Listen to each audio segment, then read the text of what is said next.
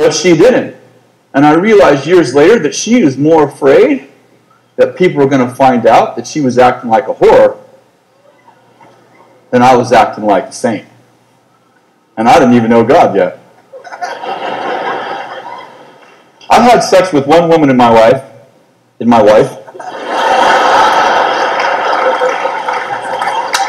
That was right. It was her. Just one. You know, really, if you're a Christian, you just need one born-again woman. That's all you can really handle. I don't know how the kings had all those women. But I can tell you, like, I have one, that's about it. That's all I can handle.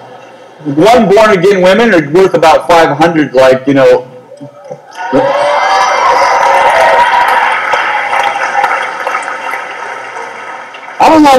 I wish I had more time to tell you about how to manage your sex drive, but I don't really.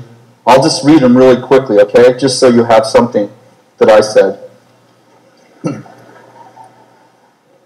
First of all, find out if you want to be a virgin before you go anywhere.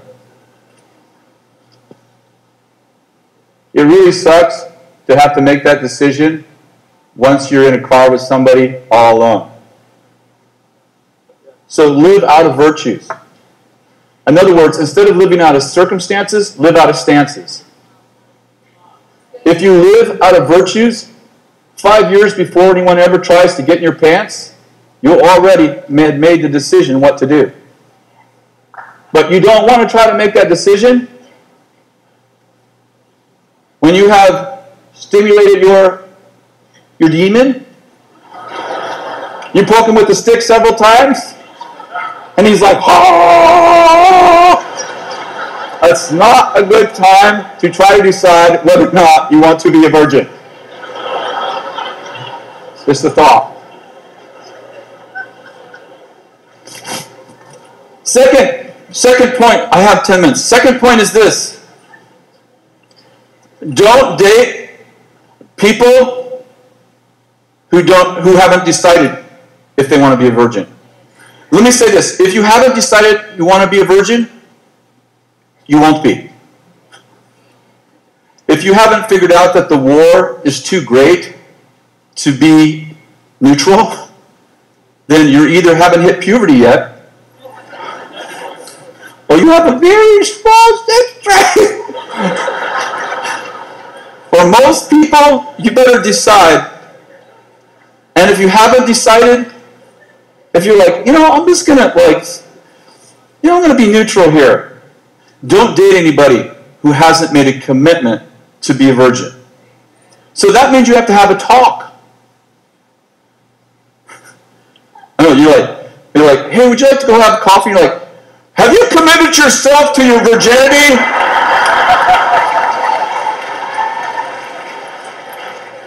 I'd just like to know before we have coffee if you still have your hymen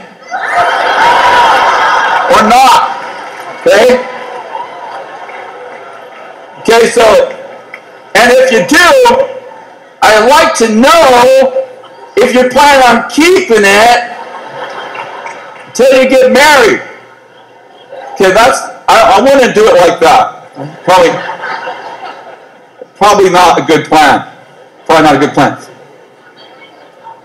It's probably, fine to hang out in groups and all. But if you're going to get serious, you're going to have some sort of conversation that isn't quite like that, but something like, hey, I've committed myself to save myself for the woman of my dreams. And it's really important to me, and I just want you to know that if this relationship is going to go anywhere, that it would need to be really important to you. And if you're a woman, this conversation would really be important to you to say something like this. And I would expect you to protect my virginity because you're the leader in this relationship.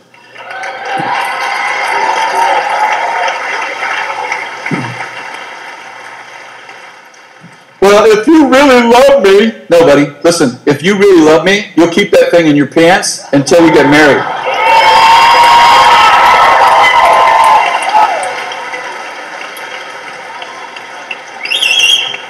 So if you don't love me enough to like win this battle, then you're not going to love me much enough to have a great marriage. And girls, let me just say this to you. If it's not for sale, don't show it off.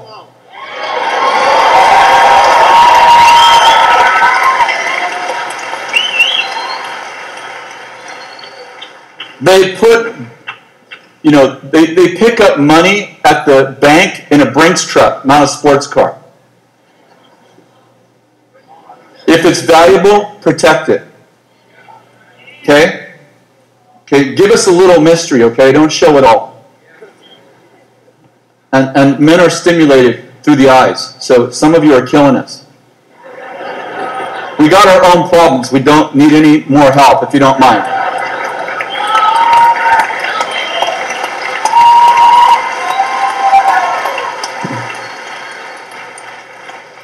If you're like, we heard about porn and all that last night, which is absolutely 100% right. We got to make a covenant with your eyes.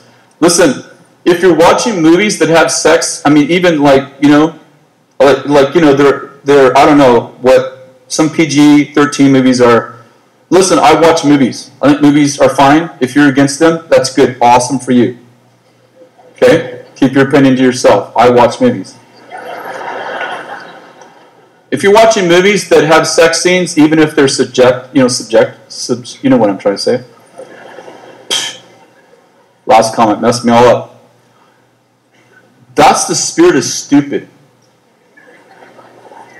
And the sex monster's going to someday, you keep feeding him, and he's going to break out of the basement and kill everybody in the house.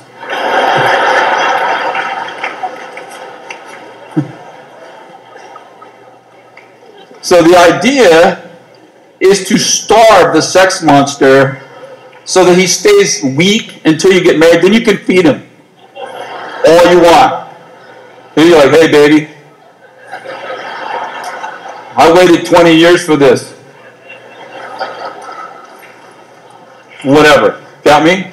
So don't feed the monster because he's going to come out and kill you.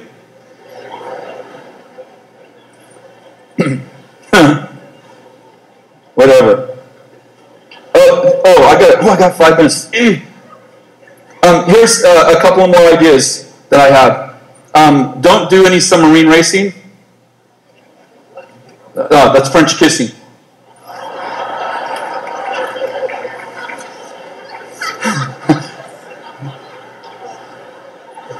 Come up here real quick. Jump up here. You, guy, man. Yes, come, man.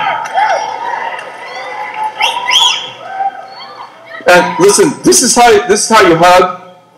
This is cool when you're going out. You don't do this. You don't do this. Okay? Like, it's just a hug. Like, hey, if you're a guy and if you were a gal and I was doing this and I'm not stimulated, I am dead. Thank you.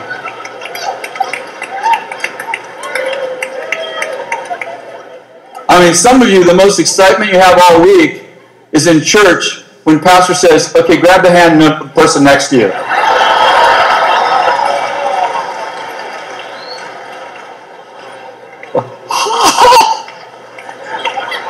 I like this. I love prayer.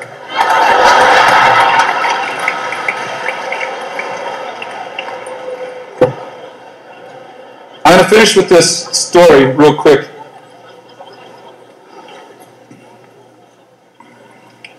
Someone left their gum up here. What the heck, man?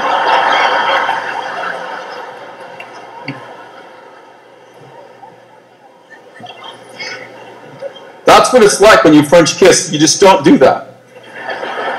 So anyway, the short story is this. God can restore your virginity. Years ago, I was mentoring this young woman, and her mother was a drug addict, and she was marrying a spiritual son of mine. And one day she calls me. I'll call her Grace, and she says, she called me Dad. Dad, can I meet with you? So I meet with her, and she says, I can't marry your son. I said, why not? And she begins to tell me a story that her mother was a drug addict and that she sold her body for drugs.